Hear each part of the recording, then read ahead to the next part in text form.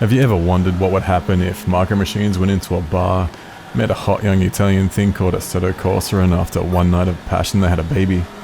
It's a kind of question that keeps man awake at night. Let's settle it.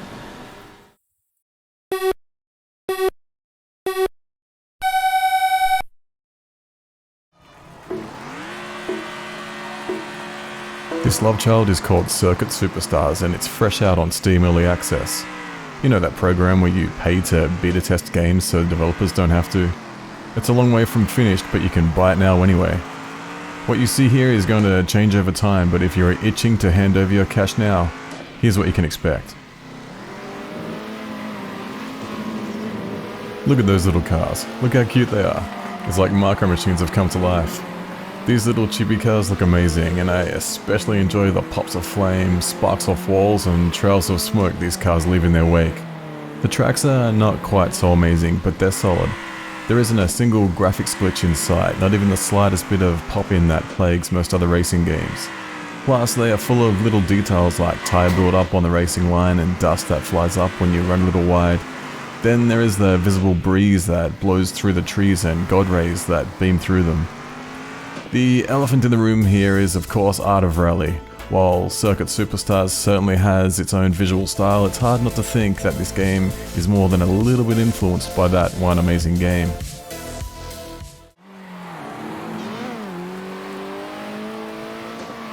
If you love cars, you love the sound of cars, and this is unfortunately the weakest part of the Circuit Superstars package.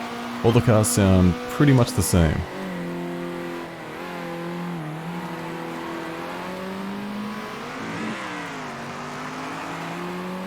And the menu music does the atmosphere no favours at all.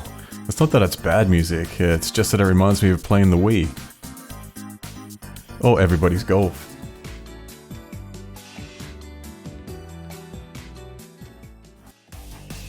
Every bit of audio has this cutesy feel to it, and I think the developers are missing a trick here. If they gave the audio a bit more of a gritty edge, it would further juxtapose the cute visual style with the serious simulation racing heart.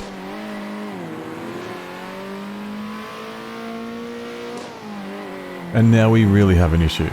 Physics. Okay, hold up, it's actually pretty fun, but it does need some tweaking. The first time I picked up the controller, I could not make a single turn without drifting into the barrier, and I couldn't figure out why. Then I noticed it. Take a look at this. Did you catch it? Let's slow it down and analyze. You can see at this point I've drifted a little wide, but I'm facing the right direction to drive a straight line through the next turn. But then, yeah, see, now I'm heading straight for the wall. And that's not on me, the game did that. The car corrects itself. If you're turning left, it'll point you a little bit to the right on exit. Turn right, it's gonna point you a little bit to the left. It's weird and it's really hard to get used to, at least for me. I want the car to go where I leave it, where I point it, that's what I expect. At the very least, the developers need to give players the option to turn this off. Yeah, otherwise it's a pretty fun driving model that allows drifting but rewards grip, and that's how it should be. Racing is where this game has great potential. The graphical style might say Mario Kart, but under the hood it has the credentials of a true sim.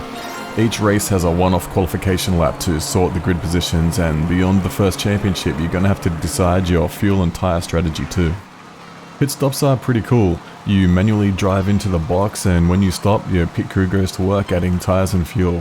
For now there is not much control beyond just taking off when you think you have added enough fuel, but it's not much of a stretch to see different tyre compounds and complex strategies coming into the game.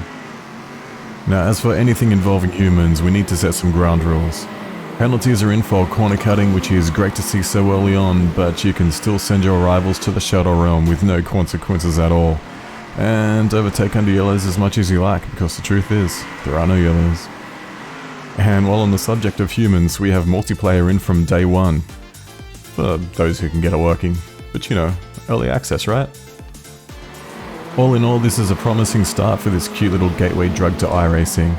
What we have now is already pretty good, but if we add damage, track evolution that isn't just cosmetic, and weather, this could be the epic cartoon racer nobody asked for, but I'm glad we have.